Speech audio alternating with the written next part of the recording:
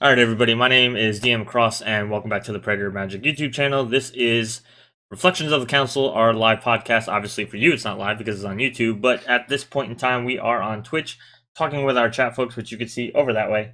And we are here with something a little different. We have a special guest today. This is Magical Hacker, who is another YouTube Magical Gathering content creator. So, hey, how are you? Hey, thanks so much for having me on. I'm really excited. This a little bit outside my usual type of content, but I'm excited. I think this will be a lot of fun. So, just before we get into the topic, tell us a little bit about your channel and the videos that you do. Oh, awesome. Yeah, so I do multiplayer commander videos, and I kind of have a little bit of a unique twist on things. A lot of people who do multiplayer commander videos, the majority, they do like a pod where they have themselves and then three other friends, and they're talking, they're chatting. Personally, I was always more interested in seeing what one person was thinking in their mind when they would play a game. So I decided I wanted to make a YouTube channel where it's one person talking about what they're doing, what they're choosing to do because of the politics of a 4-player game, playing with 3 other players on Magic Online. So that's what I do. And I do a new deck every month. And yeah, you can find me on YouTube most easily by searching for The Blood Hall. My channel name is Magical Hacker, but that's not exactly the most unique. You can find me most easily by searching up The Blood Hall. On Twitter, I am magical__hacker, and then on Tapped Out, just Magical Hacker. So you can find me there. I have a lot of staple lists. I don't know if anybody watching has ever seen those, but they're something that I use a lot. So if you want some, I guess, some resources, those are there on my channel or on my profile page on Tapped Out. So are they lists of basically like staples in different decks or different colors or something? It's not staples. It's staple effects. So for example, I don't have like a list of all the staple draw cards that everybody knows. I have a staple that's draw cards that I see as potentially good enough for Commander. So you'll find some unique stuff on there, but it's a list that's there because drawing is a staple effect. Not so much the cards are staples; it's the effects that are the staples. Okay. So basically, yeah, the different. Okay. So the different categories of cards. So draw power, wrath, and stuff like that. You're listing exactly. out. Okay. Exactly. Do you have like do the descriptions of the deck like say anything about like which ones you like more or anything, or you just list the cards? Not so much what I like more. The lists themselves are pretty, I would say, in depth in terms of if you were just to look at it and figure out like what's going on. In the description, I list all my reasonings for why I chose certain cards and not other cards. I have a Scryfall search that you can click on if you want to look for, let's say, specifically 3 drops that are only available in blue. Like you can go to Scryfall, add whatever you want to be able to search for that. So I've got there's a lot of things on there. It's also separated by color identity on the list itself. If you wanted to look just for cards that you could have in red or black. Okay. So. As for what my favorites on there, that's a special secret. Maybe one of these days I'll go into that. Oh, well, all we got to do is look into your decks, right? And then we'll see which cards you pull out. Yeah, but little cross sometimes it's more. Sometimes the cards I choose are more specific for the deck. Sometimes. Yeah, that's fair. Yeah. All right, that's really cool. That's a cool resource. And then Phyrexian, we don't really care, what you're doing. But how are you? Just 3DH all the time and just hanging out. Teaching kids math. So you recently went from 50 to 52. What got you to go past the big round number of 50? Well, I played my new Reese the Redeemed token 3DH deck on Jeremy's stream, and I got out tokened by his deck and ended up going from positive 89 life to negative 89 life, which was perfect symmetry. So at least as a math teacher, I appreciated that. But so did he challenge you by outdoing you? Is that what it was? Well, he was playing Sasya, I think that's how you say it. The one that flips into an enchantment that essentially makes all your mana exponential. Yeah. So he just bought back Sprout Swarm a billion times, then played a Verdaloth the Ancient, kicked 92 times, I think. Ooh. So yeah, he out-tokened the token deck. I had a good 30 tokens, but it was nothing compared to his board. Kind of sounds like he was the token deck and you were trying to keep up with him. I think from what I understand from people who are watching the stream and seeing like the cards he had in his deck, I think it was more that he just happened to get those 2 cards that did tokens, and he didn't have a lot of token cards. It's just those couple that he had that happened to help him out. Okay. Wow.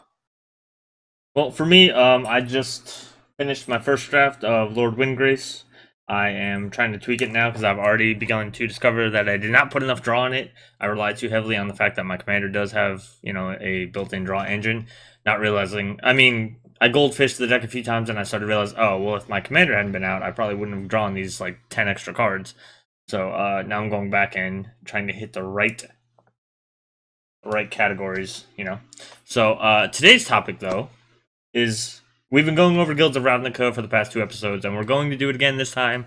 This, I think, might be the last time. Maybe next time, or next Monday, we'll go over something else. But what we did was each of us looked at the 8 legendary creatures that came out in Guilds of Ravnica, remembering that Izzet and Golgari both got a Planeswalker instead of one of their legendary creatures, and then the other 3 guilds got 2 each. And basically, we ranked them from worst all the way up to best in our opinion. So we're each going to go over our list a little bit, have a little back and forth on some of the ideas behind of why did this person go into this position, etc., and then move on to the next person, and we'll just go on like that. And if that doesn't fill an hour, you guys, I'm sure, will want to yell at us or have suggestions for why our lists suck or something like that. So we already have them yelling at us. Well, all is off all the time, and all hell the Firemind. We already have them yelling. The Firemind one doesn't count because it's Puffs, and you automatically knew he was going to pick that. So Puffs is a huge niv-mizzet fan, so you kind of have to disregard him as bias. Sorry, buddy.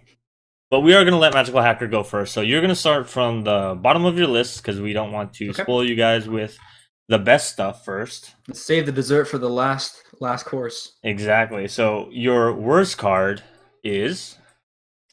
Unfortunately, Tajik Legion's Edge. Do you want to read the card? I know you'll pop it up here, but yeah, you can read it anyway for the audio parts.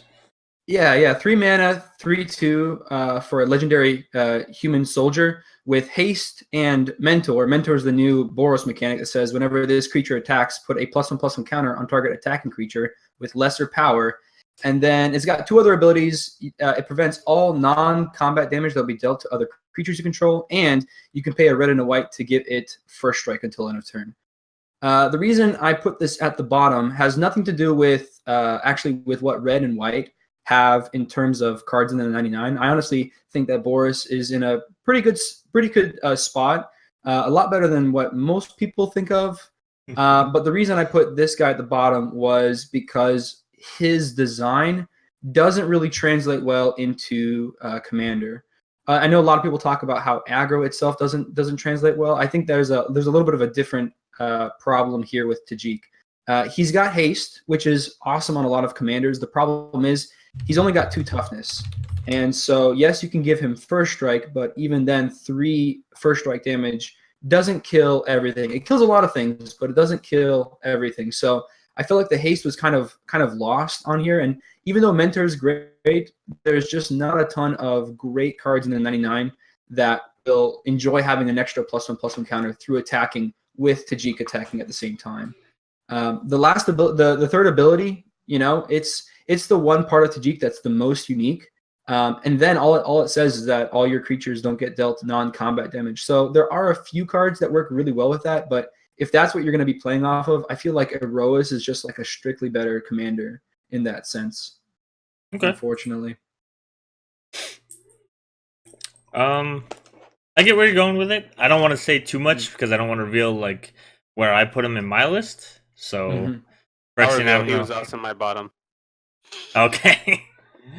For kind of the same reasons? For many of the same reasons, yeah. And the one redeeming ability he does have is to prevent all non-combat damage. But I was kind of in the same vein of him, is if I want to go with a deck that is trying to, focus on that, there are better commanders for that ability. And so, yeah, he does that, but that's like the one that's remediating to it, because like he only has 3 power, so his mentor ability isn't even going to trigger on a lot of the stuff you would be running in Commander usually. Mm-hmm. He only has 3 power. The first strike, paying 2 mana for first strike every turn is like, who cares? Yeah. It's not often going to be relevant, and the haste is minimally relevant because of the two. It's the third ability is the main one that you could like try to play around like with, gosh, what's the Trying Chandra's to Ignition play and stuff around. like that. Yeah, Chandra's Ignition is the one that I thought of when I looked at him. Chandra's Ignition basically says that one creature deals its power and damage to every other creature on the board. So if Tajik was like a 10/10, for instance, for whether it's auras or equipment or something, he would deal 10 damage to everything else and opponents, I believe. It is to opponents and all creatures that opponent control, if I remember correctly. But even something like Blasphemous Act or Chain Reaction would also work just as well in that situation. Yep. The red board wipes that deal damage to everything, yeah, those things.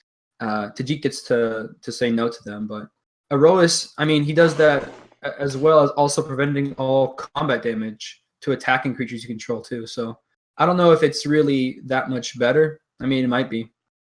Yeah. All right. Well, what's your second to last, or second to worst? You want me to go again, or you want Phyrexian to go now? Well, he already revealed his was Tajik as well. So do we want to round robin it, or do we want to just go list by list? I kind of like the round robin, like do the bottom, then do the next. Yeah. Okay. Well, so you guys both had Tajik, so I'm going to go ahead and bring up mine. Is, if I can spell, Aurelia, Exemplar of Justice is actually my bottom one. So it's actually funny. Somebody in the chat was like, all the Boros is going to be at everybody's bottom. For this one, I tried to kind of think of it in a bubble of just 8 cards, and every time I did, I was like, I can't believe they took haste away from her, because she used to have haste. But that's actually not the main reason. For positive, she is a 4-mana 2/5 flyer, which means that she has a decent body for that cost. However, the losing haste thing from previous versions, I just couldn't get over. I think if she had haste, she'd be fine for a Boros commander anyway. But the main reason why I just dislike her entirely is all she basically is made for is to attack. That's her only thing. She could stay back as a blocker, being a 2/5, and she has the ability to give out that trample and vigilance, but then you're wasting the buff on her just to keep her back as a blocker to maybe deal 4 damage. She doesn't have, I mean, she gives herself trample as well for some kind of like a get damage through. I don't know. The whole thing of like Boros has to attack and that's all it can be good at, it's getting old. It's getting played out. That's all we've seen from Boros, like, ever, except for, again, the Minotaurs, the spell-slinging Minotaurs. So it just feels really bad. And then, like, this is a mythic in the set. This is a mythic. Yep. So this card to me was just like garbage. Like it almost feels like they were like, okay, did we get all the legendary creatures? Wait, we missed one? Who did we miss? Oh no, there's a Boros one missing? What do we do? Oh, here, let's throw out Aurelia. We've done that before. Well, how do we make her? Aurelia before was really, really good in like some other formats. We don't want to make her that good. Let's nerf the crap out of her. Here, ship it. Oh yeah, Tiana's another good one that's Boros. And I mean, it's kind of combat matters because you aura her up to do stuff, but at least she had some of a different niche. This is really just all this cares about is attacking. Enabling your attacking, trying to make your attacks better, but what if you can't attack? Then she doesn't matter. And I think that's just a bad combination. Yeah. I was talking with someone on Reddit saying that they made Mentor for Boros to like fill the same shoes that they've always been filling, and they could have chosen to do something better. Like, imagine if Mentor had been, when this creature attacks, you reveal the top card of your library, and if it's a creature card with less CMC, you put that into your hand. You know, like, what if that was the Mentor mechanic? I think that would have been totally in flavor for Boros, but at the same time, doing something new and different. I mean, they could have even had it where, like, okay, if it has less power, like, kept to that part of the Mentor, if it's a... Do the flip thing that you were suggesting. If it has less power, put it on the battlefield, tapped and attacking. That would have made it amazing because now you're cheating cost.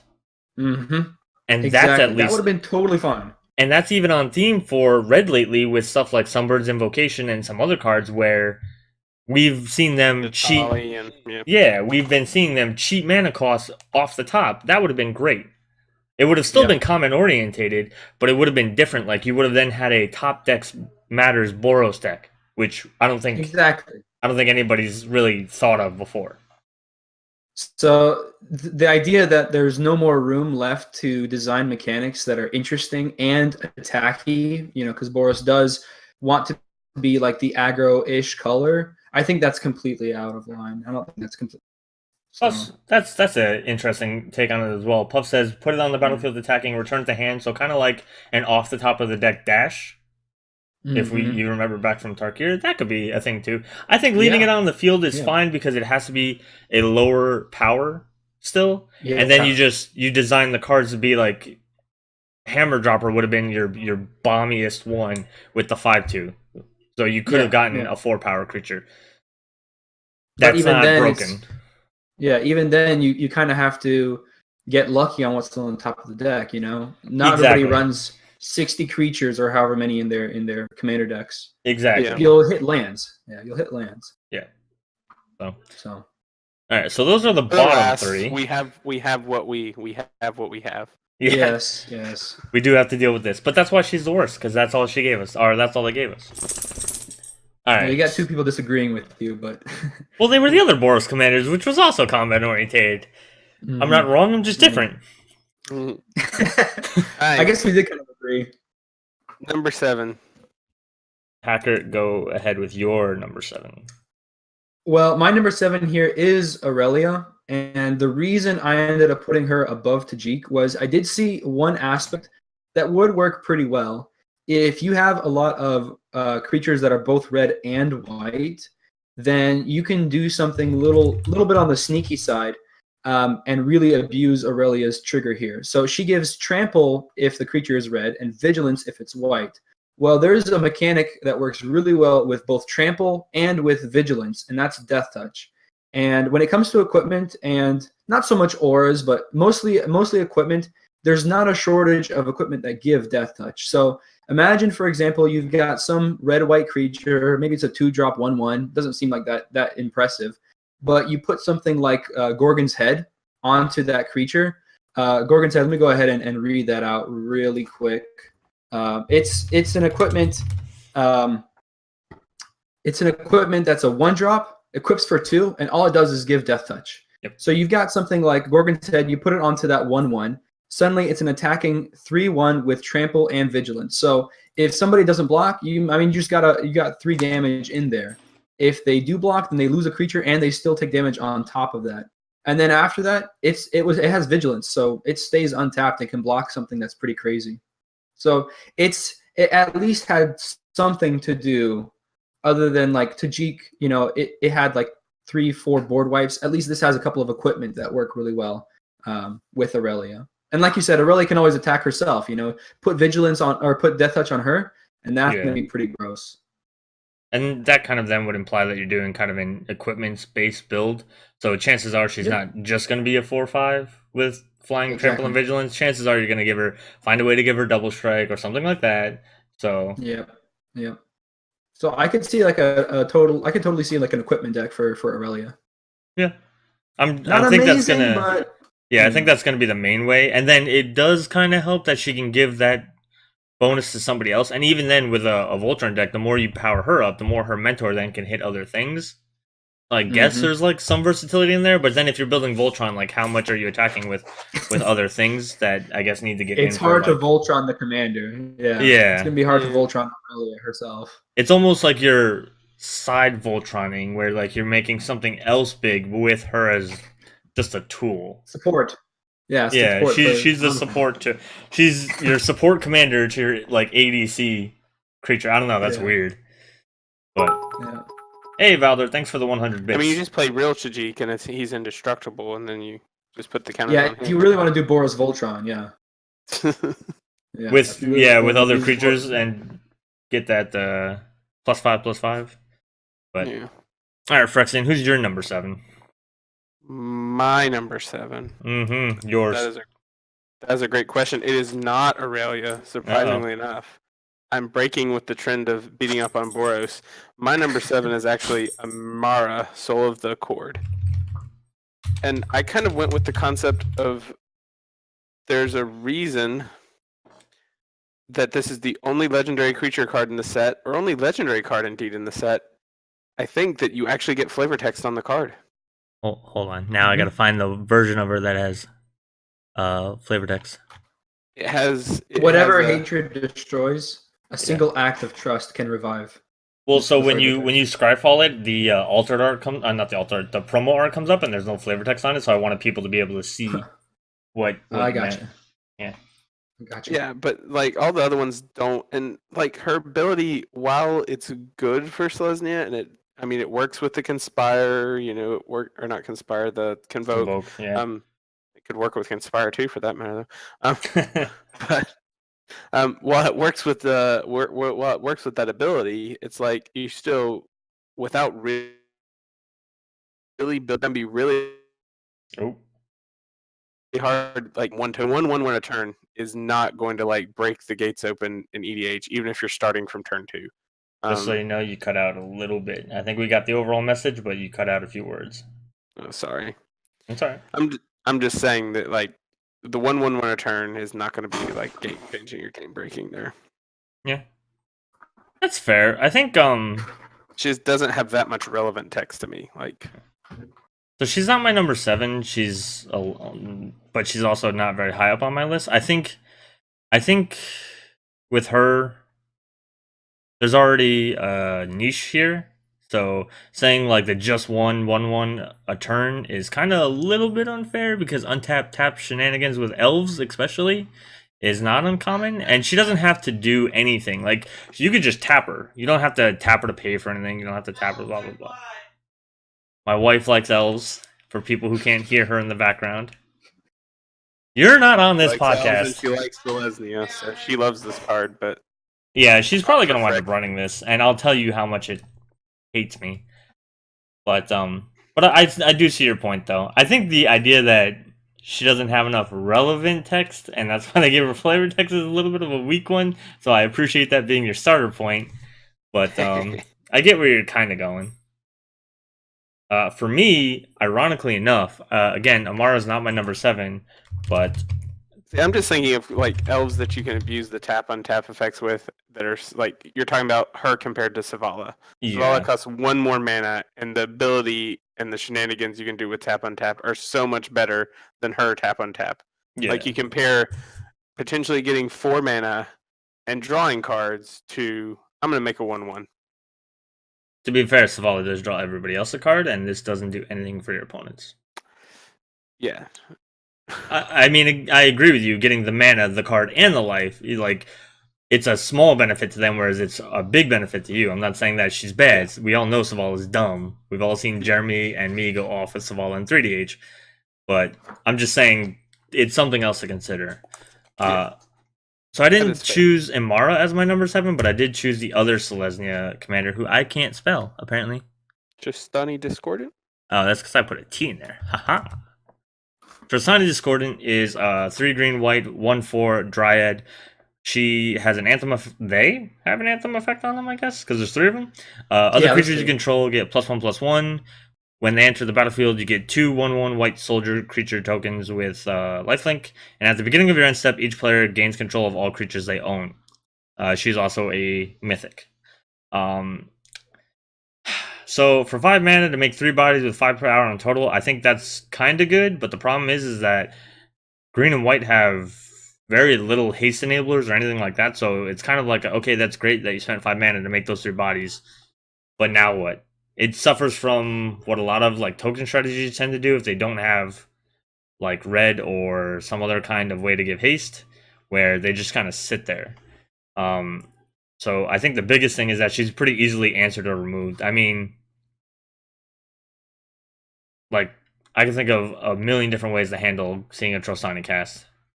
Granted, she's in green, so I guess you could ramp up later on and play her a bunch of times. I think there's going to be some kind of a flicker strategy with her to get more tokens. But again, like, if you flicker her a bunch of times, it's not really going to matter. Again, if somebody just has a Wrath of God or a Blasphemous Act, really all you're doing is feeding into a Blasphemous Act even more. But this, I think, is going to be... I think this is a really good card in the 99 of a deck, especially a token deck. But I don't necessarily think she's great as the commander, because I think she telegraphs too much of what you're trying to do as well. She just instantly says either bounce, flicker, do tokens, and try to swarm. So all you have to do is keep key pieces off or be ready with board wipes. I don't know if anybody has. I think a lot of that's fair. And again, like, it wasn't my number 7, but also is not my top half. It is in my bottom half, and we'll get there eventually. But yeah, that's what I'm thinking too. I'm like, we'll talk about when we get to it on my list too. All right. Well, so what's your number 6 then, Hacker? My number 6 is actually Amara, and we did talk a little bit about her. But the reason I put her higher than Aurelia is just because I was looking at her ability, and I thought this is giving us at least something new. We've never seen this type of effect in green and white, and I'm not talking so much about untap shenanigans, because you're right, with Sylvala we did already have that.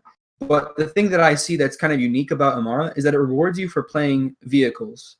So for the first time, you can play vehicles that has both SRAM in it, so you're getting all this extra card draw from the vehicles you're playing, and at the same time, you've got Seedborn Muse. So you're tapping to make these vehicles, and then the next turn, you just untap all your creatures. So because of stuff like that, I really see Amara as having a little bit more potential. Sure, she just makes 1/1 white soldiers, but in green and white, you can double token production really, really quickly. So with Amara, sure, she's just making 1/1s, but sometimes that can be 2/1/1s and 4/1/1s, and it just gets more and more.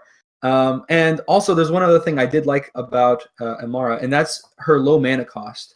Yep. So because she's pretty low, if she gets removed early on in the game, that's fine. You can always just play her again. And with vehicles, a normal board wipe that destroys all creatures is going to leave your vehicles intact. So you can just get her down and immediately make a 1/1 lifelink. And I think people kind of undervalue. I do like the vehicles concept. I didn't think of dying her with the vehicles. No, I didn't think of that either. Interesting idea. I immediately thought of the Sylvala package, kind of like what Phyrexian was mentioning before. Yeah, I was thinking the Sylvala package, or like the like I said, Convoke and Conspire, and all the using the mechanics of it all. Mechanics. No, I don't know if it's good, but I don't know it'd be very good to go with vehicles, but it's at least something, right? You can at least try it out. And it could be. It's at least a very interesting idea to try out too. Like it's not just trying to insert her into another frame. Yeah. It's giving her a new frame for something that Selesnya. I've never seen a Selesnya vehicles deck, so. Yeah, I think that's going to be funny. I'm going to jump Phyrexian really quick because Amara is actually my number 6. So we already talked about a lot of the stuff that I would have talked about. Again, she works really well with tap untap and Convoke, which tap and untap, again, works with vehicles. Somebody in the chat mentioned Inspired. I don't know how many Inspired cards are in these colors, but if there are any, that could also work as well. The things I did want to mention, though, is her colors and her types. And the types of the tokens that she makes. She's making soldiers in white. She's also an elf in green-white. There's a lot of synergy there. So that's why I put her a little bit higher than Trostani, who's a dryad and doesn't have any of those real synergies to her, minus the tokens in white, of course, again, and then the soldiers. But I think the elf thing matters because elf decks we've seen just go off and go crazy and do all kinds of stuff. There are specifically untapped target elf abilities that she's going to be able to benefit that the Trostani doesn't get that kind of added bonus or anything like that. And then I also want to talk about the tokens have lifelink, and this is for Trostani too. This is actually a bonus I put on her as well.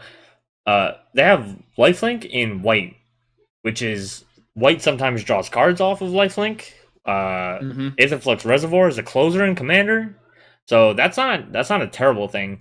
I think a lot of Amara being lower on the list is that I kept finding reasons to put other legendary creatures above her. Not that she's necessarily bad, but that other people I just felt were a little bit better. And then the biggest negative I did find for her is that other commanders do already fulfill the role that she is, which is, again, I didn't think of the vehicles thing, so that opened kind of lessens this point a little bit. But I was thinking the Sylvala package, and Sylvala does that, as Phyrexian said, much better. And I do agree with that. Even though I think it's a little different, I still say Sylvala does it a lot better. Some stuff that I see here in the chat about Amara, I just wanted to mention really, really quickly, is that Paradox Engine says, Al Smartman says, Paradox Engine is a way to go crazy with Amara as well. And so that's another good package you could have in that deck. I know it's got green, but that doesn't mean that you can't run Mana Rocks in it as well. Well, green has also Cryptolith, right? So you tap her to pay mana for the spells that you're then going to even untap better. in Paradox Engine. There you go. Even She's another Paradox Engine. Oh, Paradox Engine went crazy with something? We're all surprised. Surprise. Stop the presses. Paradox Engine's a good Magic card. Yeah. Quick, somebody print this into an article. But, alright, so I did jump Phyrexian. Yeah. That's fine. My number 6 is Aurelia. I came back to her right here. Oh, okay. You guys got her a little sooner than I did, but I got her right here. To me, like, I'm thinking, like, if I was going to build this, it would be Voltron. Like, even if I was using her own ability on her, because it does at least give her trample and vigilance, so she can still stay back as a blocker to defend your life total. But and she's got flying, so she's a reliable blocker. But at the same time, you can give her trample. You can give her. She already has trample and vigilance from her own ability. So then you're just looking at other ways to like pump her and make her big and just beat face. And Voltron can be really effective in Commander, especially since she only costs 4. You can kind of get the ball rolling a little sooner than some of your other Voltron commanders. Like your old, granted, he's in green, but he costs 5. And then, Bruna, our other Angel Voltron commander, costs 6. So I'm just thinking like maybe you can get the ball started to start hitting in for that commander damage a little bit sooner with her only costing 4. So that's kind of thought of the build for her, and I just saw that as a better option than the Mara option. Though you guys have made me kind of be like, because I was really close on the two of them between which one I was going to put at 6 and which one I was going to put at 7. I was kind of balancing it. I'm like, I just see her as a Voltron commander as a more like I saw her as like a better like build to like focus, like create a focused deck and win than I did to see a Mara as a focused deck and have like a focused win con. Yeah, I think Amara is kind of hard to peg. Still, I think we're gonna have to figure Amara out as people playtesting and stuff like that. So I would keep an eye on like Amara's EDH rep page. And a lot of people hit on it too. They said Amara's a great bank card because of Intruder Alarm, but if you're playing her as the commander, so she's a great utility card in like a Bant deck. But on her own in Selesnya, she's not as broken or as good. Like she could definitely like Intruder Alarm. Obviously, she's broken because it's just infinite tokens. How many tokens you want? Yeah, but I mean, we touched on that a little bit. Like I said, Trostani, Discordant, I think might be good in other decks, but we are specifically trying to think of them as the leader of the decks when we go through this list, because we are commander players. But now, I did want to ask you something about Aurelia. Were you thinking more like equipment based or aura and equipment based? I'm assuming it's going to be at least equipment for Voltron. Mostly equipment based, but probably things like Angelic Destiny and even your protection from creatures package with the unquestioned authority and the other two. Yeah, I know which ones we were talking Holy about. Mantle and Spirit Mantle. Those the other two. Yeah. And then maybe even Spectral Ward just for good measure because it protects from removal and then it's not going to keep your equipment from being equipped. Yeah, there's a good number. Best equipment. Yeah. There's a lot of auras that are good, but red and white are really like prime colors for tutoring for equipment. So if you want to make sure that you've got your Swiftfoot boots or your Dark Steel plate to have it every game to be able to equip it to Aurelia, you can run plenty of tutors to always have that be a thing. And then at that point, you've got a pretty strong, hard to remove commander if you can put one or both of those on there. Yeah. I do want to interject real quick. Who was it? Somebody mentioned Dawn of Hope, and I tried to look it up by the bot, but the bot didn't find it. I think that's just the bot on Twitch because it is Dawn of Hope. It is 1 white enchantment. Whenever you gain life, you may pay 2 if you do draw a card. This was when we were talking about Amara, as sometimes white draws cards off of life gain. This is a card that came out in this set that I was actually thinking of. Yeah, Allsmartman was the one who thought of it. So it is Dawn of Hope. You were right. I think the MTG bot on Twitch just hasn't gotten the new cards in yet. So you were correct. But all right, so that was everybody's number 6, right? We're up to number 5. Yeah. So Hacker, what's your jump right here? Because DM got to do it, so I'm gonna do it. I'm going with Trostani. This is where I had Trostani, still in the bottom half. But I did put it a little higher because it does It just seems like a good, like green-white good stuff's commander, like green-white tokens good stuff, because it does do a lot of things. It makes you tokens. Those tokens have lifelink. Those tokens are 2/2s based on her ability. It buffs all your other tokens and creatures with the +1/+1 to other creatures. So while I don't think it's like a great commander, I really think it's a better utility card than the 99. I do see how you could very easily build it as like a bad green-white tokens deck. I mean, I think a Reese the Redeemed is a lot better of a token commander in green-white, or even Tolsimir Wolfblood is probably a little bit better, but it does give you, you know, it does give you that kind of build where it's just you're making some tokens, they have lifelink, you've essentially got, 5 power on board when she comes in, or 5 or 6. What's she, a 2 or 1? She's a 1/4, and she She's a makes 1/4. 2 1/1s, but then she has her Anthem effect, so she has 5 power on board across 3 bodies. Yeah. So it gives you that stuff, and I mean, and yeah, Esper said, and the third ability is not irrelevant in EDH. You do have theft decks running around trying to steal all your stuff. You got your briberies and all that shenanigans going on. But that's why you just Doomblade her. She dies the Doomblade. She can't be that good. But she doesn't die the lightning bolt. I do want to point out one reason why Tolsimir would be better. Makes a dog. That's true. It makes a dog. You make makes a dog. A doge. Yeah, come on, man. Makes a doge. How are you gonna try to compare it to the Doge making Tolsimir? I always go to say Tolsimir, and I'm like, no, there's another I there. I know there's an I there. My brain knows, but I don't know.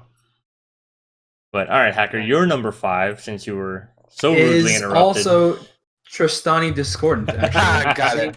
I beat him to it. So we're in the same ballpark. I think the reason I put her as 5th again is she opens up a new potential deck build. So we do have a lot of token builds out there, but what we don't really have is any token builds that are trying to capitalize on making token copies of cards and blinking cards. So I'm thinking of stuff like, I don't know if Ghostway forces you to target all your creatures, but I know there's an effect like Ghostway that says you can target any number of creatures. So if you play a lot of token creators that have ETBs, and then you play a card that can either blink one of them or blink multiple of those cards, suddenly you're turning cards that don't normally make tokens into ones that make tokens and make a lot more tokens than you're expecting. So with that, Tristani I see is it opens up into a new category. Now, again, like with Amara, I'm not sure if it's going to be very good, but I figured that this deck was probably going to be better than green-white vehicles. Green-white vehicles, super cool. And I mean, with stuff like Cryptolith Rite and all the other things that were mentioned, definitely has a lot of power to it. But token decks are tried and true.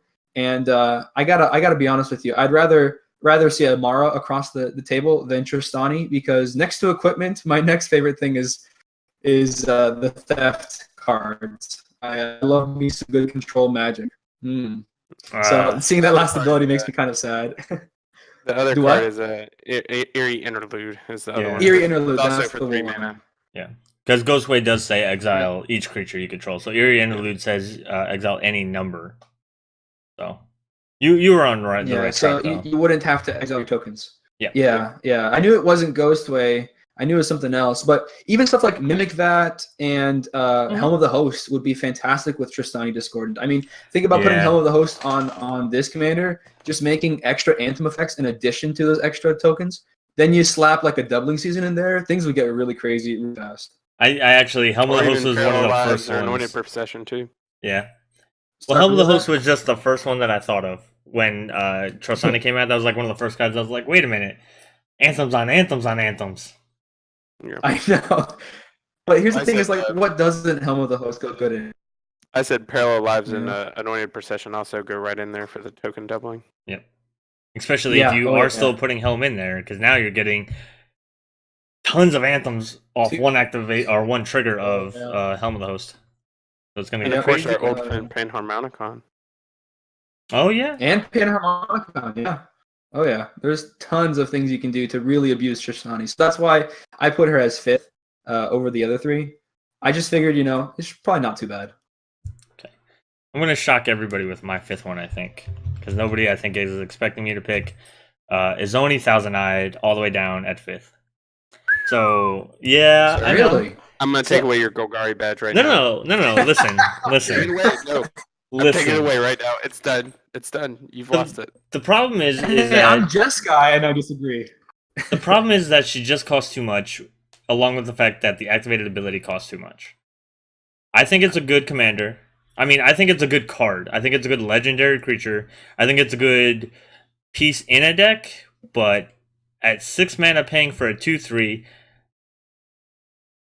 it's just too much. And then having to pay 2 to really get the value out of it, because, I mean, we just talked about how easy it was to pay 5 mana for Trostani Discordant to make all these tokens and do nothing. So unless you have the extra mana, and that's a lot of colors, you're now saying you have to have black, black, black, black, green, green, green, green up to get 1 activation out of her, plus 2 others for her cost. Mm-hmm. You're talking 8 mana to get some tokens, which if you're losing her, chances are you're getting board wiped. So get her some tokens that are going to die, gain a life, and draw a card. Now, granted, of course, I'm sure you're going to run like the Falcon Wrath Noble and Blood Artist and Zulapur Cutthroats and everything like that. There's also now the Poison Tipped Archer, I think, from Dominaria. Yeah. So like you're probably going to get some damage even if somebody does board wipe, but I don't know. I think it's again, having her as a commander, and like I'm a big proponent of, you got to remember when your commander is too strong or too obvious, people will pick up on that and react to it. So like when people sit down and they have a Narset deck, for instance, it's like, oh, I don't care if you say it's a janky build, it's still a Narset, and that's still a really powerful effect. Just like if somebody sits down with a Zur, if somebody sits down with Tazre, we talked about, the new Najili, the new warrior commander. Perforos, yeah.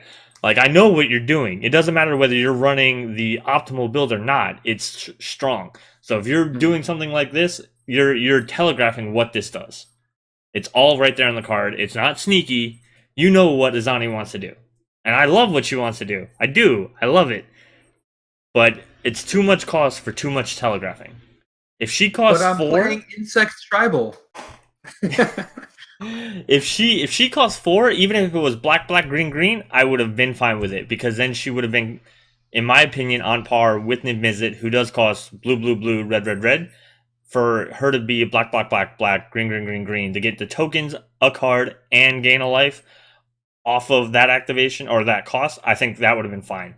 But that extra 2 mana, I think, just kills her. Or the fact that the cost is on there for her sacrifice.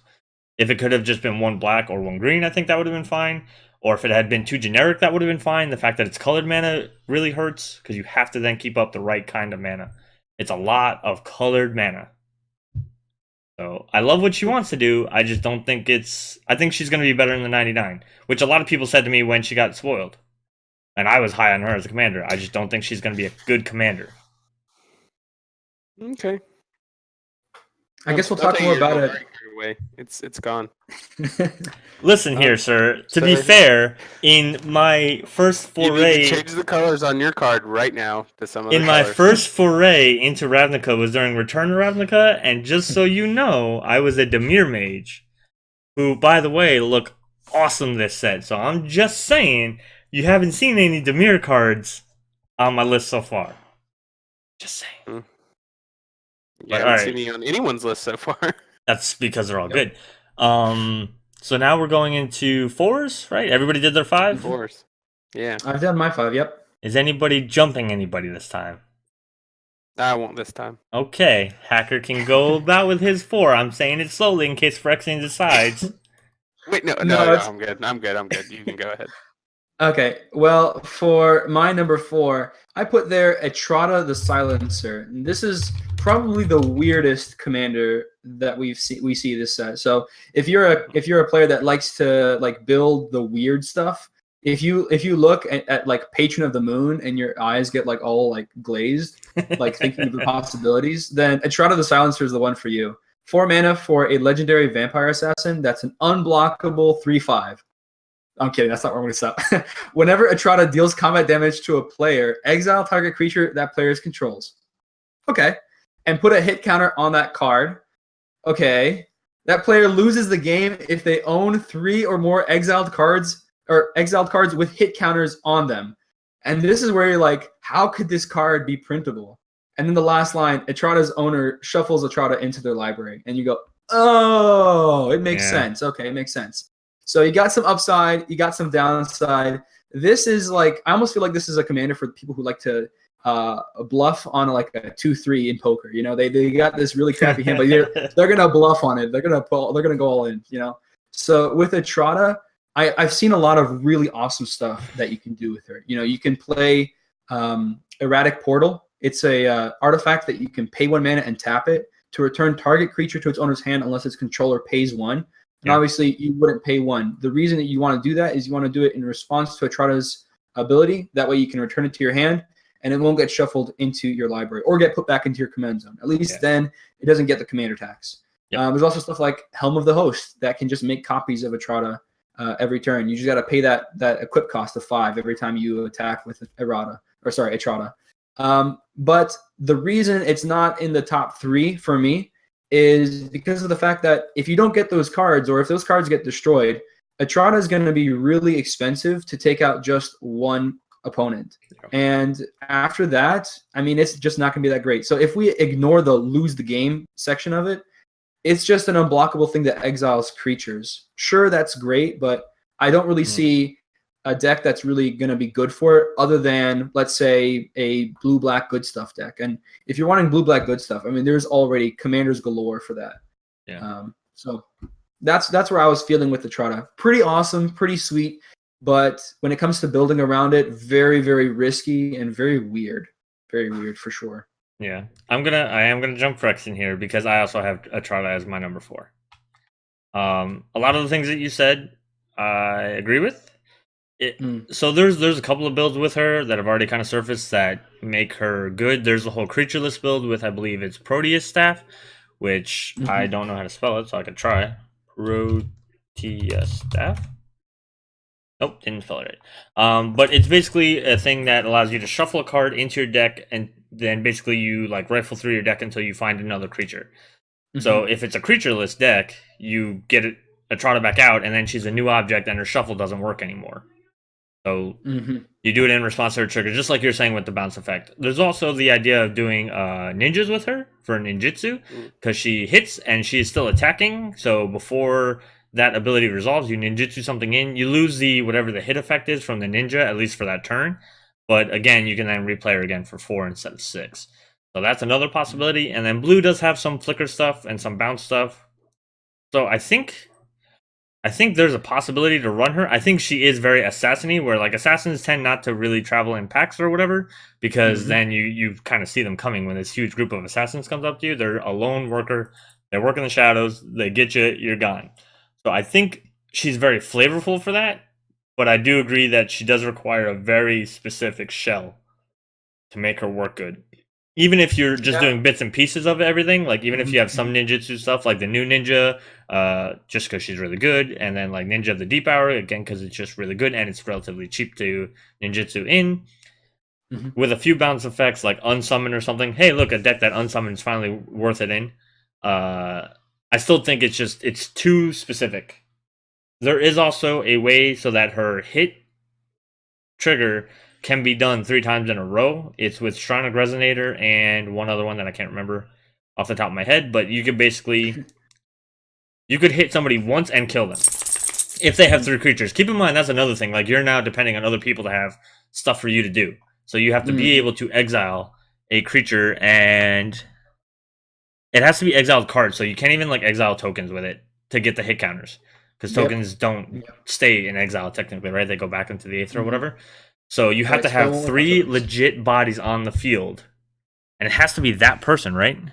That player controls. So so now you're relying on other people to play the game the way your deck needs them to, and that's not a good way to play Magic, especially in Commander. Disaster sometimes. Yeah, you're gonna wind up against another creatureless deck, or like a Spellslinger deck that only has like 4 creatures total, and they're never gonna draw 2 of them, so you're gonna be screwed. So yeah, because if you try to exile the commander, it's not going to stay in the exile.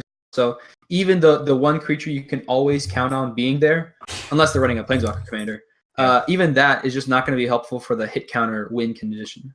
I do want to mention Valdor mentions double strike makes it hit twice at least. It doesn't because it's the effect is on hit. She deals combat damage, and then that ability has to resolve, so she's not going to get the second hit. Yeah. So that was what a lot of people thought at first was like, oh, you could double strike, at least you'll get 2 activations, and then you just need a Strionic Resonator. Unfortunately, no, because it's combat damage. It's not like at the end of combat or anything like that. So you have to get the triggers off one hit. Yeah. Yeah, that's kind of why my number 4 is awesome. We agreed. Yeah, we all agreed. Finally, we finally all coalesced together and agreed on this, and it's for a lot of the same reasons. Like, it's a cool idea, it's a cool commander, it's a unique commander to try to build around. But at the same time, I think it's going to be one of more of those, janky kind of fringe commanders that could win some games, but isn't likely to be consistent for the reasons that have been mentioned. Like, in particular, my main concern was the fact that you have to have creatures there to exile for it to happen. So other people running board wipes hurts you from using her ability, not just because it kills her, but it kills all the other creatures you want to exile. And then, you always, like DM says, you run into the Super Friends deck or the. Keep in mind, I'm going to just specify again, non-token creatures. Not just that they have to have creatures, they have to have non-token, they have to have real creatures. Well, in a pinch, you can exile a token. It just doesn't put you any closer to winning with hit counters. Yeah, but you still you still shuffle a Trotta, though. Yeah. Yeah, you do. Yeah, you definitely. Unless that token's, got lethal on you, that's going to be a feels bad. I will say also, on the flip side, somebody's going to die to a Trotta at some point in Magic the Gathering, and they're going to be pissed about it. Because they're going to not see it coming. Losing to a Trotta, it feels like the new losing to Baron feels like. Yeah, it's going to basically be like, wait, what? You can actually win with that card? People are going to be like, wait, you spent all that resources just to take out me? What did I do? It's going to require a 3-piece combo to get all those triggers. What's going on here? And 10 mana to do it. And sometimes, the build that you were saying, DM, it feels like also using a lot of just one-shot effects, Yeah. You're playing an unsummon, you're also going down a card. Yeah. So for me, I would think of I want repeatable effects. And when it comes to that, there's just not a whole... Yeah, there's not a lot of activated bounce effects. Exactly. Yep. You got Deadeye Navigator. You got Deadeye Navigator for sure, yeah. That's it. Yeah. Yeah, Deadeye is, I think, the only big savior.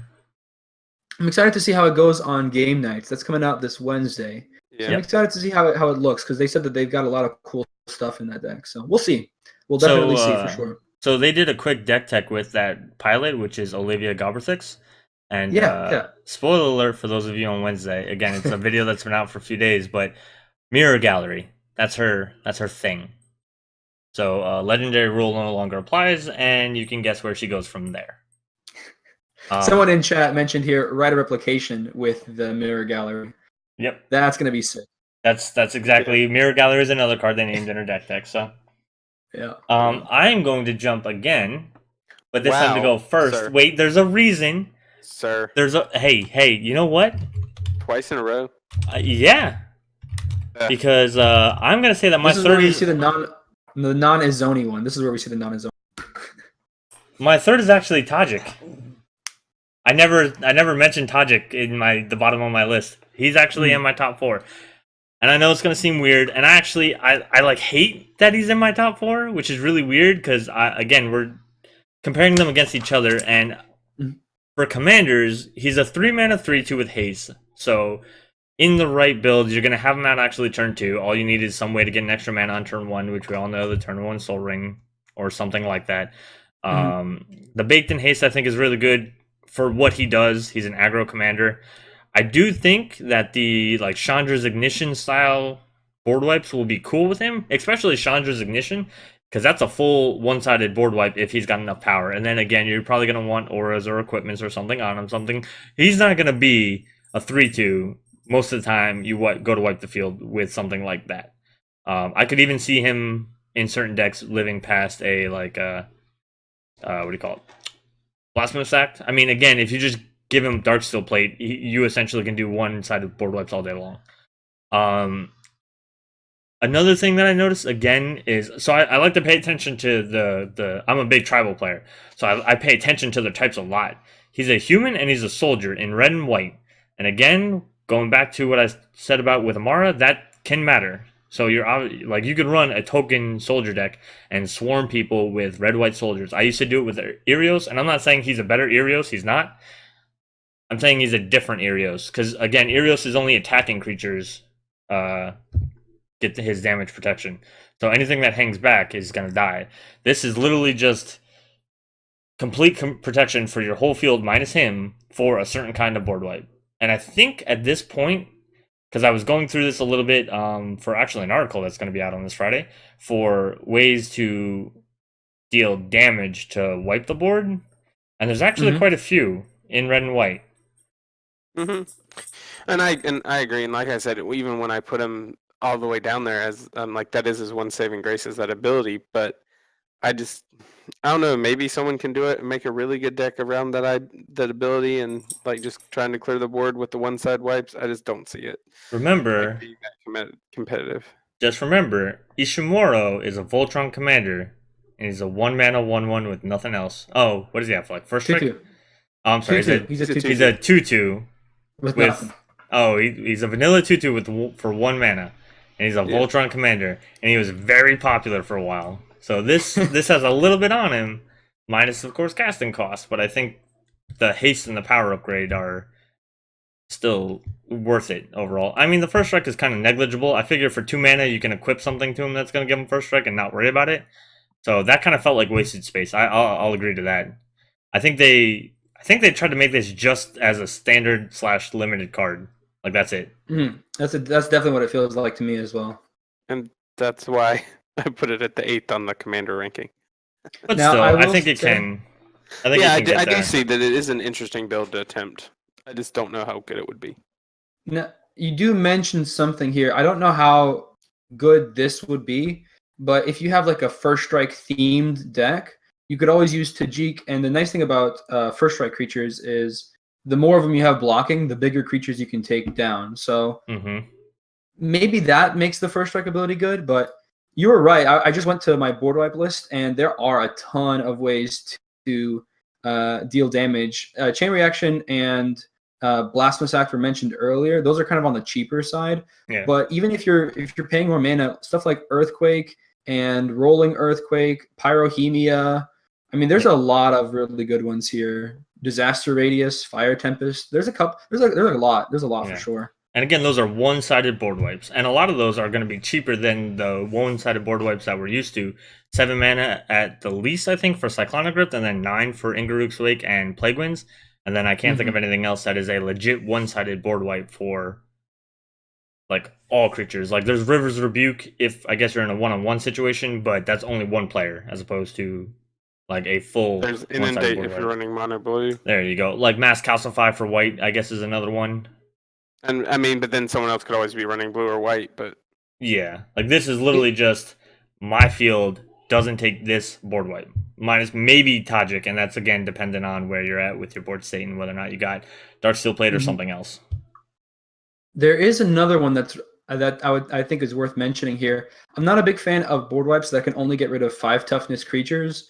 I've just been in way too many situations where somebody's got a Titan on the field, and that's like the scariest thing that needs to get destroyed.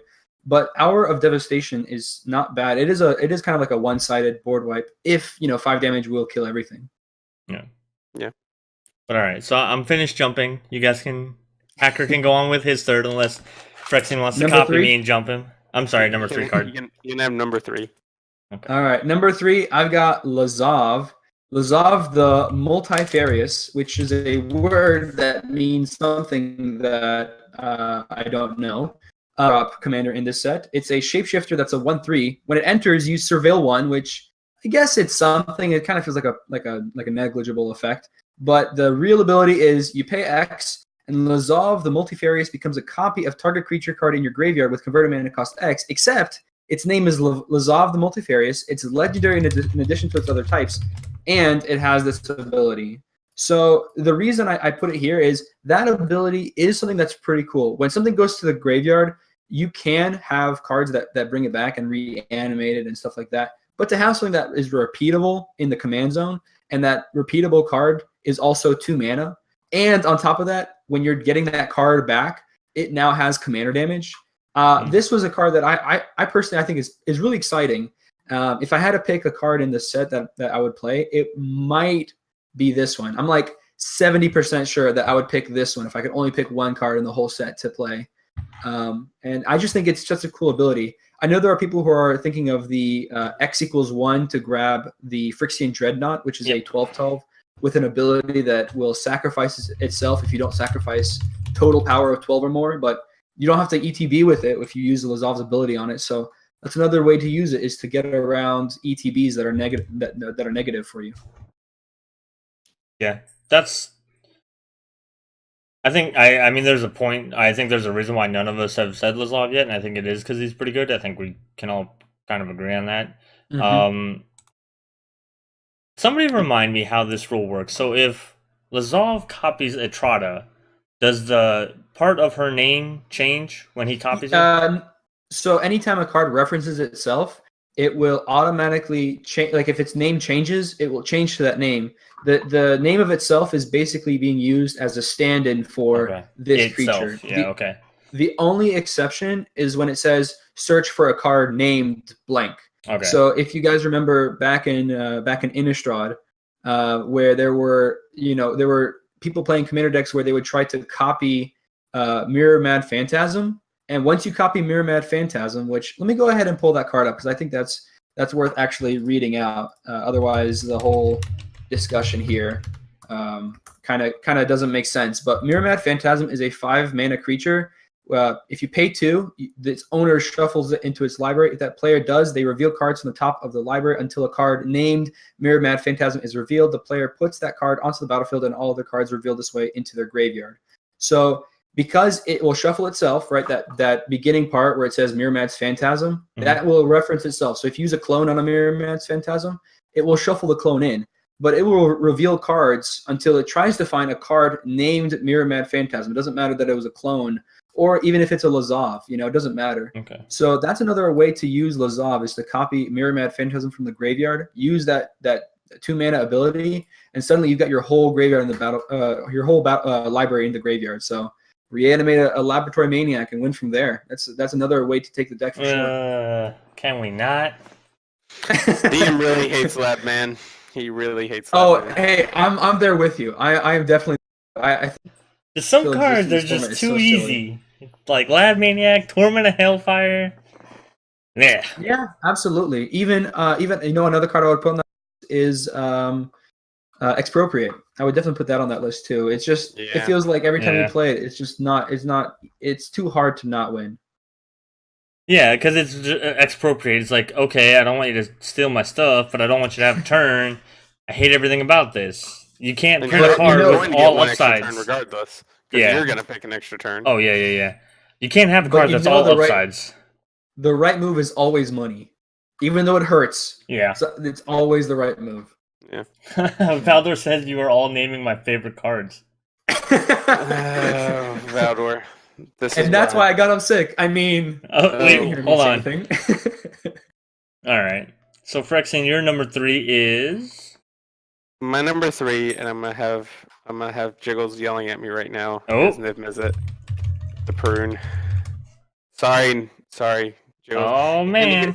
Here's the reason why. It's exclusively because as I see this card as a commander, that mana cost is hard to justify and cast.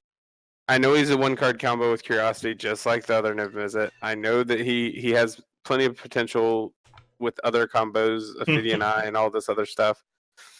Yeah, I know, Jiggles. I know, but it's just when you look at him, and it's kind of like what DM was saying with Azona when he was talking about Azona, where it's green, black to cast Azona and use their ability. Well, niv-mizzet is red, blue, just to cast them in colors that aren't known for mana fixing. I mean, yes, you have your artifact mana. Yes, you do. I mean, you can do it. It's possible. It just seems like a lot of times, like the lands you want to be running for the deck, like your Desolate Lighthouses, your Reliquary Towers, your Gyre Reach Sanitariums, your Mickey Koros, Center of the Seas. Those are the cards I want to run in this deck for the card draw abilities, and they're going to hurt you with casting your commander. So like my utility lands are going to hurt me with casting my commander. I know there are plenty of ways to do it, but I just feel like you're going to be begging for Chromatic Lantern every single time you play this commander, and I don't like that fact. Now he has great abilities. I mean, drawing a card anytime someone cancels an instant sorcery is undoubtedly powerful. It's just that the very awkward mana cost makes him a hard sell to me as a commander. Okay. I totally see that. Yeah, I totally see that. He hasn't shown up on my list, so I can't say anything too much yet. I know he's you're I think 1, 2, or 3. No, my 1 or 2. I've already done 3. Oh, you did do 3. Never mind. Yeah, I did 3 first. I think I don't know. For him, he's kind of hard. Hello, my dog just jumped in midair for no reason. Hi, how are you? I'm not talking it's also to you. To me just like we talked about this when we were spoiling card when we were talking about the spoiled cards. It's also the fact that it's just like, other than yes, he's better at drawing cards. Like he has that extra card draw thing thrown in. He is just a repeat of hey, Curiosity combo Niv. I mean, to be fair, why can't we get a different one? We're ranking power, not interestingness. Yeah, power and interestingness go hand in hand sometimes. Sometimes I have a totally different list, but it does kind of correlate. I have like, are we gonna go into like our fun list? I don't know. Probably not on this one because of how we're already going over an hour. To be honest with you. Oh wow. Yep. It's Yeah, time flies when you're having fun. Yeah, it definitely does. So we want to go ahead and hit up number 2 so Jiggles can stop yelling at me. Yeah, we'll try to move distract on. Jiggles. All right, you want me to go for my number 2 then? Yes, nobody's gonna jump you this time unless Phyrexian does it. All right, my number 2 is Zoni Thousand Eye. And yes, it's the most expensive commander of the set in terms of mana cost at 6 mana. And it's also pretty small at only a 2/3. Niv is 6. Oh, yeah, that's right. I'm sorry. Yeah, niv-mizzet It's also tied 6. for the most. It's tied for the most. It's tied for not the most awkward. That's right. And yeah, it's definitely not the most color heavy. What you were talking earlier, DM, about the ability that if you want it to not just be a do nothing, that you've got to have 2 mana up to be able to sacrifice a creature and immediately gain 1 life and draw a card. Yep. The undergrowth ability, I don't think it's actually nothing. If you're waiting until 6 mana to be able to play Zoni, which this is not the type of deck where I think you try to ramp out Zoni as quickly as possible. I think this is the type of deck where you're kind of doing your own thing until you've got enough mana to go with Zoni, and it's like a little bit of nitro into a green-black aristocrats deck that's already doing its thing. Now, Marin is very good. I'm not going to say Marin's not very good, but to have a sack outlet in the command zone that also draws you cards, I think that's pretty powerful. And sure, maybe the first turn you get it down, you won't be able to use it. Maybe you will, maybe you won't. But that ability of creating a 1/1 for each creature card in your graveyard in colors that can totally reanimate cards. So letting your commander go to the graveyard and then reanimating it to get 1/1s again when it enters the battlefield, I think that's actually pretty strong. It might just be my like rose tinted glasses. Oh no! I think you froze. Yeah, well, I can kind of go here too because I also put Zoni at number 2. Okay. So, just feeling a lot of what he's saying is true. It's the card draw in the command zone, which is the same reason niv-mizzet's so high and such a good commander, and that you guys probably have him as 1 or 2. Well, obviously, Magical Hacker has him as 1, but it's just I like that ability. I like the fact that he makes tokens, which gives you things to sack, which gives you triggers for the Aristocrats theme, or for your Dictative Erebos, or for your Grave Pact. I just like I mean, even if you play him and you just have a Sarseer in play and a Grave Pact, I mean, all of a sudden I have all these tokens. I can get this board clear from playing him, just sacking them to something else. It doesn't even have to be sacking him to him. Like, while you want to sack them to get the card draw advantage, I mean, it's I mean, you can use the tokens for other sacks too, and it might be the case, like you said, you might get board wiped the turn after he plays, but you could say that about a lot of commanders. Like, I play Reese, I activate Reese's, 6 ability, I make a bunch of tokens, I get board wiped. Oh well, but yeah. Again, I think I don't think she's again, bad. I just, in terms of power, with what some of the other ones can do, and it was kind of hard for me to put her down as far down as I did. Because what did I put her? Fifth? Yeah, fifth. Yeah. I don't know. Golgari card revoked.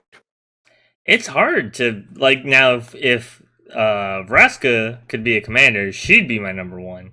Yeah. Because she's the queen, right? Yeah. But, no doubt. I mean, and you she have needs now to. Vraska, Queen of the Golgari, with competing with Savra from old Ravnica. Yeah, and I think that's the problem, is that I try to think of Golgari, because I was a big proponent of Azoni when she was previewed, and I think I even said to Valdor, is like, what other Golgari commander can do what she does as well as she does? And I don't think there's anybody who can do it quite exactly, but there are just other commanders that get just as much value for the same kinds of things. Like, you have to kind of build around them a little bit more to have the tokens, to have, to get the card draw or to get the life, depending on what part you're missing. But again, I think she's going to be really good in the 99 of almost any Golgari deck. I can't think of too many Golgari decks that just don't care about her. Yeah. Because she's just... And like, I do see that argument that there are better Golgari commanders for doing the same thing. But I do like the fact that this is one of the few that gives you the sack outlet in the command zone. Yeah. Oh, he went offline. So his connection may have died? Is he still... Okay. So he's still kind of online because he's on Twitch, but he's not on Discord. So maybe he had to restart his Discord. No. Well, what's your number one there, buddy? My number one is the Lazav the Multifarious. Okay. I think it's very powerful. Like the fact that you can copy anything from your graveyard. I like graveyard decks, obviously. Yeah. No, we didn't notice. Nobody knew Phyrexian liked graveyard decks. But I like that. I like the concept of pulling out Phyrexian Dreadnought or Phyrexian Obliterator or these other cards, or Phage the Untouchable, cards that you like that normally have the you can't cast them from your, and then you just like drop them in your graveyard and you're like, oh, okay, I'm just gonna have my commander copy Phage, and now you're dead. Or now my commander's a 12/12 for 1, with trample, and all of a sudden I'm going Veltron. I just like that he really is multifarious, that so many varied ways and varied options that you could take the deck with. And I think a lot of people are saying that I did see a comment that says that a lot of people think that it's just going to be the same cards like going to the deck because these cards are going to be good with his ability. But I think you could take it a lot of different ways with the way the ability works, Oh, boom, he's back. And I made Bush happy by saying Lazav first. So. That's the other reason I picked Lazav first. I knew I'd make Bush happy. You're welcome, Bush.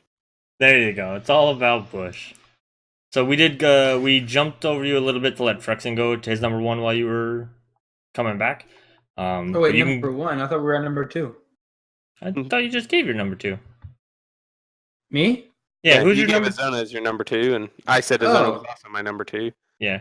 I don't know if Dean said his number two or if he just ignored his number two and made me do my number one. Did I not say it must have cut off at a good spot then, because once I was finished, I was like, I didn't hear anything from you guys, and then I realized my computer froze. Yeah, you were like you were mid sentence, and we noticed, so we tried to cover for you. Okay, no, so you didn't do your number two. You tricked me, sir. All right, well, my number two is your number. My number two is your number one, so I don't have to change the card. We could just keep talking about how great Lazav is, and how much I love Dimir. I do think that it was a good idea for them to take Hexproof. I think the Surveil instead of Hexproof is... I think if he had Hexproof, he would have been too strong. Oh, yeah. Yeah. For sure. Because in his original card, he kept the Hexproof and his name and his copy ability. If they had done that again, this would have been ridiculous. If you had a 12/12 commander for 1 extra mana and you couldn't find a way to remove it, that would have just been like, what are you doing? I do like the fact that this is a Dimir commander that doesn't care about milling your opponents. We can finally... I mean, to be fair, Yuriko is also another one that just came out with the Commander 2018 product, the new Ninja. She's another good one. for the same thing. I think it's funny that you can turn Lazav into Yuriko. He can become a ninja. This man can do it all. He can literally be a ninja. So Yeah. You hit a lot of this stuff. I do like the fact that he can actually copy creatures with evasion or protection. Like he could copy Etrata and be unblockable. Yeah. And then unfortunately you could, even if you have the mana, respond to the no blockers and give him something else. So like you could give him hexproof attack, and when they don't have a way to get rid of them, and if they don't have creatures to block, change them into something else. So there's tricks you could play with them, and I like Dimir being tricksy. I think Dimir is supposed to be tricksy based on what the guild is, but it hasn't always worked out. Like in as far as mechanics and cards in the past, like their biggest tricks have always been, "Hey, I'm unblockable," and that's great, except you don't have a defense and you're gonna die. So like. Well, I was just going to say, with Guilds of Ravnica, I've noticed they put a lot of flash creatures in Dimir, and I like that, because again, that's going back into the tricks. There's counters in Dimir, there's a little bit of kill spells in Dimir, so I like where Dimir is with Guilds of Ravnica. I like where they're going with it. Yeah, and I do like too, I forgot to mention that part, and I'm glad you brought it up with the fact that you can do it at any point in time. Like, you can all of a sudden just, oh, I'm attacking with him, and oh, he's just a lowly 2/2. Oh, wait, no, he's not. Yeah, now all of a sudden he's a 6/6 Grave Titan. Yeah, all of a sudden he's a 6/6 Grave Titan. It's like, oh, yeah, well, that's a thing. Yeah. There's also something else. I don't know if you guys already touched on this, but there are a ton of, like, 3 mana or less creatures that already have hexproof on them. We've got Slippery Scoundrel, Zathrid, Slyblade, Invisible Stalker. These are cards that usually aren't played in Commander, but to be able to have a way to be able to pay 3 and give your commander hexproof whenever like it's about to get targeted by a control magic, I think that's pretty strong as well. It kind of opens up the deck to a little bit more versatility than otherwise would be able to be there. Yeah. And then you could even, since I did bring up Grave Titan, you could give him abilities that are attack abilities. So you can turn him into a Grave Titan before attacks even, just to get the zombies. Like, there's a lot of different things you could do. You could be an offensive Dimir deck. That's stupid cool. Like, that's never really been a thing. I mean, Yuriku is probably going to be an offensive Dimir deck, but again, she's so new that it kind of goes right into this of, like, it's cool that they're doing new things with some of these guilds, and then, of course, Boros is still just attacking everybody all the time, over and over again. That's all it's going to do. I think that those two ideas need to go hand in hand. We need to take the colors that usually get all the grindy toys, like blue, green, and black, and let white and red have those toys. And on the other side, there are players who like to play aggro decks, so why not give them cool Golgari and Dimir and Simic cards that help them be aggro in colors that they probably don't play too often. Red and white does have a grindy finish. It's called Land Destruction. Yes, but a lot of I don't think that Land Destruction is necessarily off the table, but when it comes to the politics of it, I think there's just so much political negativity associated with those cards that you really shoot yourself in the foot if you play them. Not because if you play them, you might get away with it for one game, but every game after that, you're going to be the enemy of the table. Right. So when people say like that, it's a good answer. It is technically a good answer, but because the game is multiplayer, I think it's probably not the best thing to run. Unless you have a play group that they all do it, and then that way it's equal. Everybody's on the same page. I think another thing I do like about Lazav's ability is it leaves the card in the graveyard, so you can keep reusing the card over and over again. It's just like, oh, I'm going to become this. Oh, I'm going to become this. Oh, I'm going to become this again. Yeah. Oh, I'm just going to keep reusing these things in my graveyard unless you exile my graveyard, which again, I mean, that's always all Commander players out there start running things that exile graveyards. No, why would you do that? I know, but I feel like I'm obligated to warn these people. No, you're not. The reason you let them learn the lesson the hard way. Because you aren't running your Relic of Prodigious non-3DH and your Crook of Condemnations and your Cut the tape. And your Nihil Podcast over. Hit an end button. Click. We're out. Run these. So if you're cards, people, if you're looking for cards that you want to be a little bit more on theme, for example, I have a list of anti-graveyard cards that you can find on my channel. I've got, I think, like 50 cards in there that you can pick from. So there are some 50? That's too many. I think so. Let me just double check. It might be more. Let me see. There are a lot Let of me, anti-graveyard cards. Esper Derek! You Yes. traitor! You have Esper in your name! There is black and blue in there, sir! Run more. Sir, you put a Zoni at 5. You can't call anyone a traitor. She's not that good by comparison. As a commander. sorry, I have 51. I was close, but I've got 51. That's cards. just worse. You went the wrong way. 2 of us put her at number 2. 1 of us put her at number 5. I'm just Yes, saying, because one of the people one of who put us her at is number 2 not was the using Jeskai our mage. bias for colors at the very least. Never mind the fact How that do it you was off explain too. the Jeskai mage? That's all I'm gonna say. How do you explain Yeah, it? Sir? I'm not a big fan of green, and I like black, but I don't know black's how not you're my not a big fan personality. of the 2 best colors in Magic. Again, Well, yes, I if get that. she had been black, green, she'd have been fine. She just Well, cost a little bit too much. So what if Clearly, she was you at 6 both drop? picked, clearly, you both picked old niv-mizzet as your number 1, even though I put him at number 3. So why don't we talk about your number 1s? You can talk together. You can talk separately. What you got? Why is he number 1? Why is he that good that he shouldn't be number 3? I get the card draw. Is that why? Is that it? No, he's strong. You can't if we're talking about the cards being strong, he comes in and he's strong. Hey Hacker, thanks for the follow. It was a gift by Jiggles My Puffs. Thanks Yeah, so much, Jiggles. Driggles, Thank you gift so him a much. sub. Oh, okay. The thing popped up. I didn't get the I Yeah, didn't read the thing. I just got it too. Thanks so much, Jiggles. I appreciate You know he gifted you that because we found out niv-mizzet was your number 1. it. That's definitely why. I am now buying.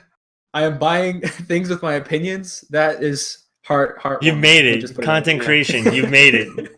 You chill now. But yeah, he's he's like just the professor, I guess. yeah, exactly. He's just, but again, niv-mizzet too strong. They put his regular ability, Mhm. and then they put the thing that made Nezahal super annoying to play against, and that's the card advantage. Granted, it's Nezahal just is non-creature, and he's only instance and sorcery. I know. So, he's not So quite as they, good. I'm sorry, they toned it down for the infinite combo commander of the past 3 Ravnica sets. Yeah, I'm so Fair upset they toned down how he goes infinite. Or how he finds his answers. And people can say, Esper Derek saying the Z's and blah blah blah. I get it. niv-mizzet's done the same thing since his first iteration, but that's because it's good, I think. I guess somebody on R&D is blue-red mage. That's the only thing I can think of. For why they keep printing the same combo commanders. They don't even try to put in some kind of a way to... this one, I don't remember how the first one was worded, but this one literally says any target. I think the other ones are any target too. I think when they... I think you're right. I think Okay. they are when they were when they Errated? were errated. They're any target. I was just thinking that maybe if the old ones were a little bit more limited to where they could only hit players or something, but I'm pretty sure they're any target as well. But they don't even try to make him more balanced. They keep giving him things. It's funny too because every time you see him in the story, he's not doing anything. The last time we saw him in a story, he got his butt kicked and then he flew away. Just saying. I mean, that is true. It's totally true. I'm actually on board with you. I'm a little bit upset that this is the strongest commander from Guild of Ravnica. Now, I don't think it's the one that's most likely to win you the game because people see it in the command zone. It's not we're not dumb, okay?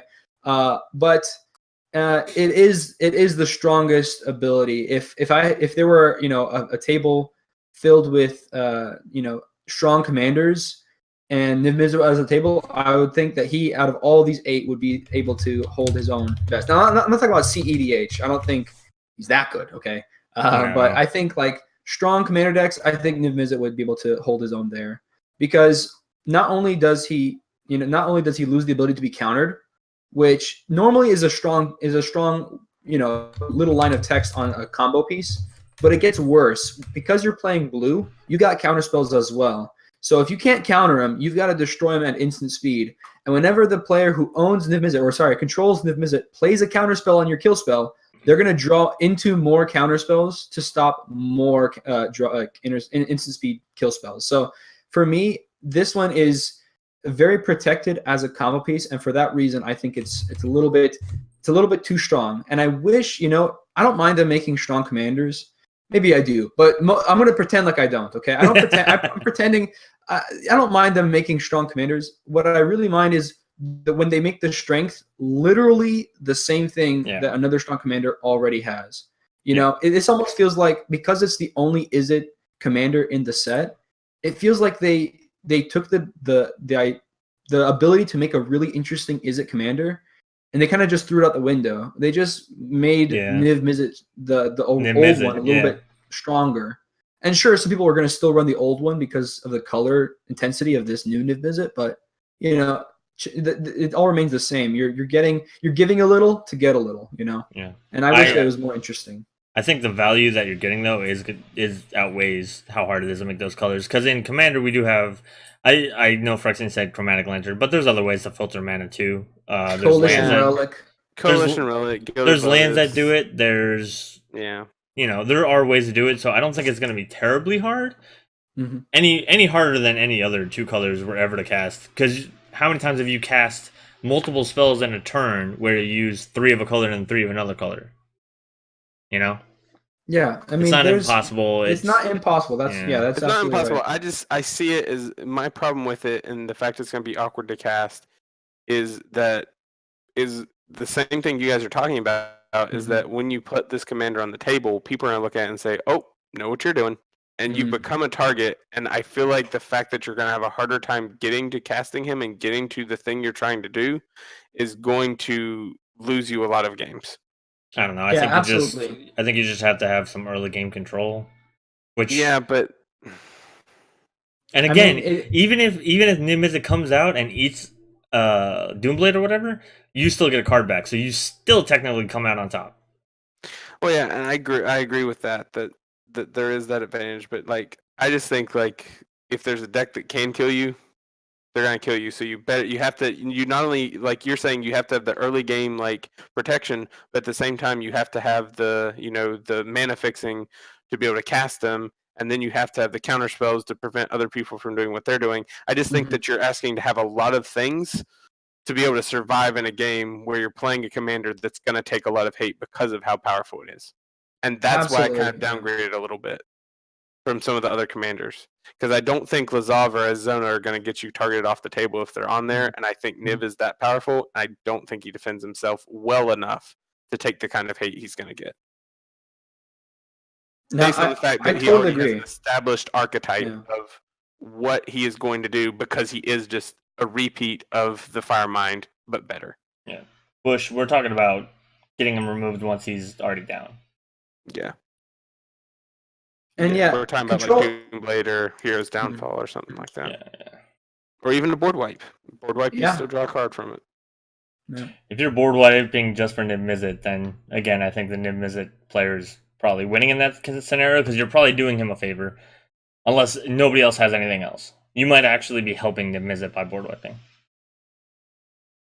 If like I wouldn't be surprised, actually. Yeah, because if everybody else has creatures and sees niv-mizzet come out, they should, if they're paying attention and if they know Commander well enough, so if they know what the usual curiosity combos are, should be trying to point their creatures at niv-mizzet. If they're not, or if you're board wiping, I think you're just feeding in the niv-mizzet. And that's the thing, like, niv-mizzet, I think, is going to be a little bit like, we were talking a little bit about Vorinclex, where he might become kind of an archenemy commander. But the difference between Vorinclex and niv-mizzet is that control can typically eventually handle that. Whether it's at 40 life, 20 life, or 2 life, eventually they get to a point where they can handle being the archenemy. So I think he's going to have the best chance of that. Plus, again, the fact that every time you try to stop him, well, not every time, but every time you try to cast a spell to get rid of him, for the most part, minus some creature removal and stuff like that, you're going to feed him for the long game. I think there's just too much upside where he's not a weak commander at all. And again, the cost, I mean, mana filtering is just part of commander. If you're not mana filtering your decks, then you probably forgot about it while you were doing your deck building, knowing that that was your commander. Like, mana filtering should be probably priority 1 with this commander. Or at least a really strong mana base where you never have to worry about having triple blue and triple red on the same turn, you know?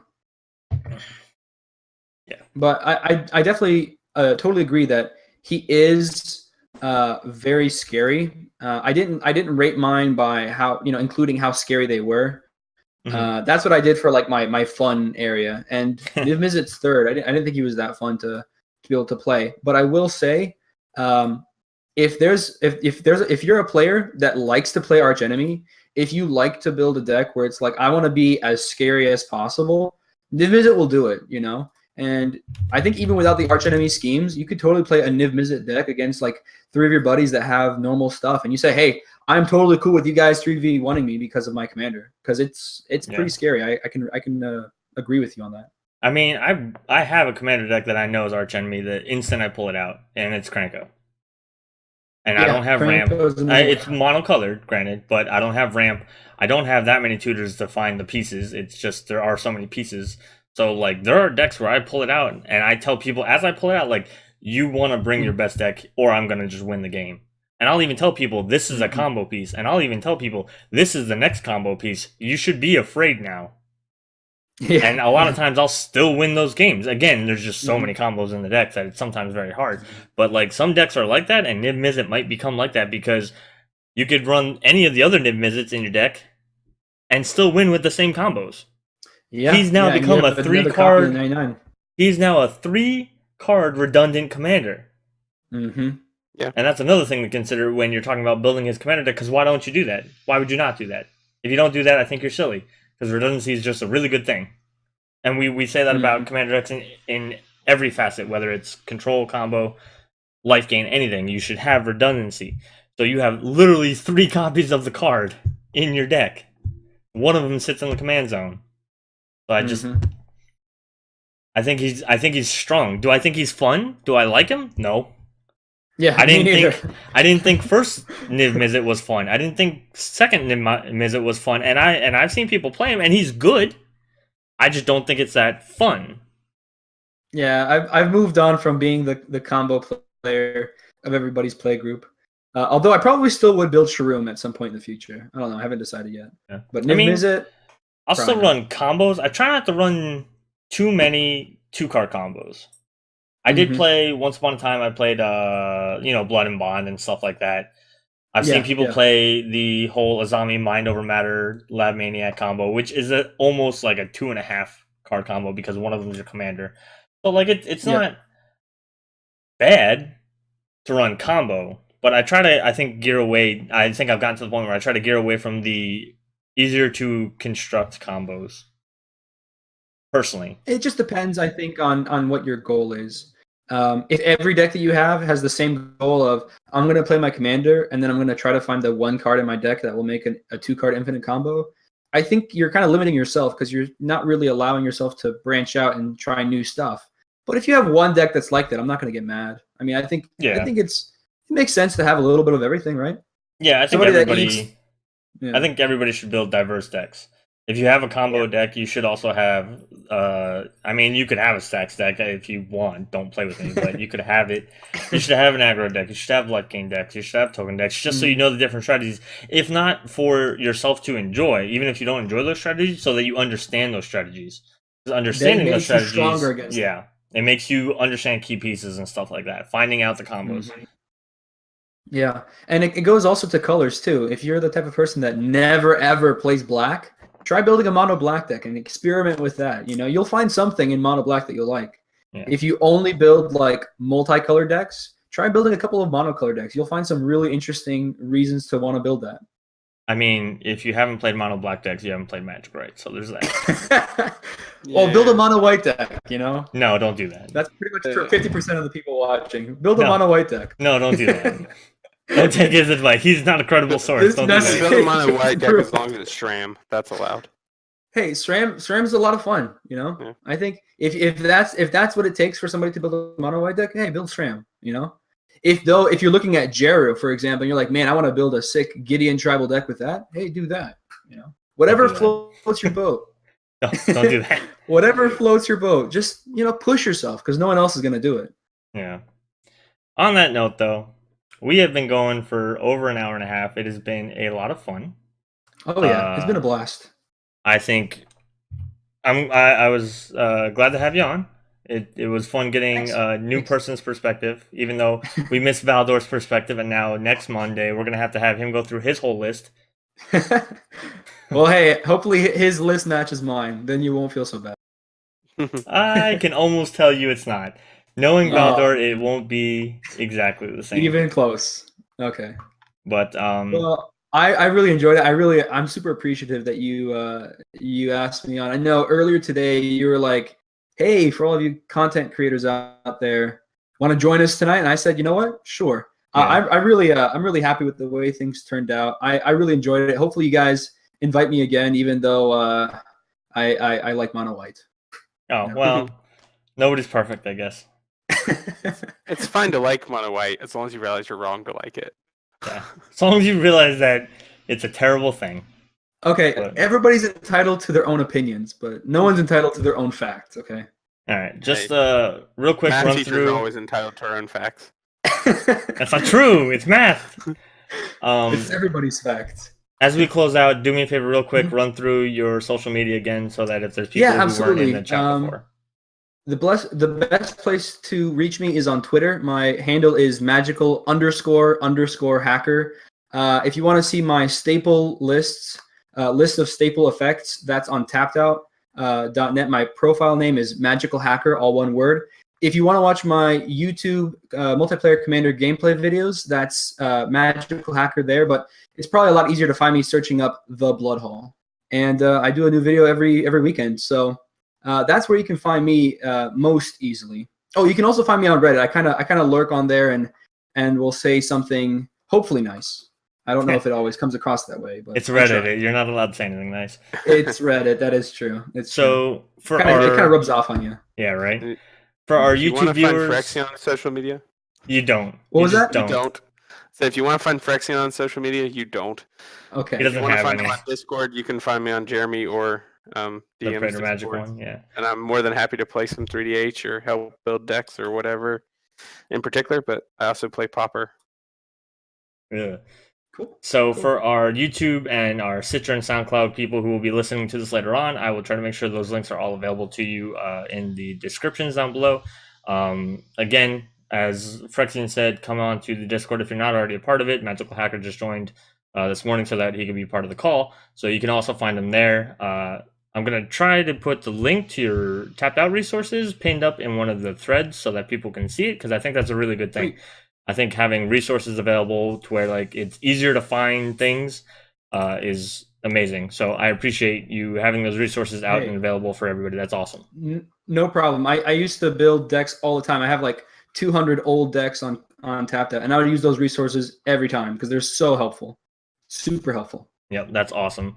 Of course, you can follow the channel here on twitch.tv/PraetorMagic. You're already here. Make sure you follow before you go. Twitter is going to be twitter.com/PraetorMagic. YouTube is youtube.com/PraetorMagic. Facebook is facebook.com/PraetorMagic. In case you didn't notice, there's a trend going. I think that's all the social media, though. Make sure you come visit us in the Discord. I think the next time that we stream is going to be Wednesday. I think I was going to do the Warcraft campaign thing again, but I might change it up because I think I got invited to the arena preview stream of Guild of Ravnica, so I have to check my email and figure that out. So it might be that on Wednesday if I can get the stream right. On Friday is going to be 3DH, so I think I have a couple of spots left open if anybody wants to hop into that. You can find the roster in the 3DH channel in the Discord, which Puffs just popped up a link in the chat, so make sure you join us there. And until Wednesday at the very least, guys, I think that's all we got for y'all. Peace. Join DMI on Friday. Come see my 50-second deck. 50-second. Not like 50 seconds, but his 50-second deck. Bye, guys. Night.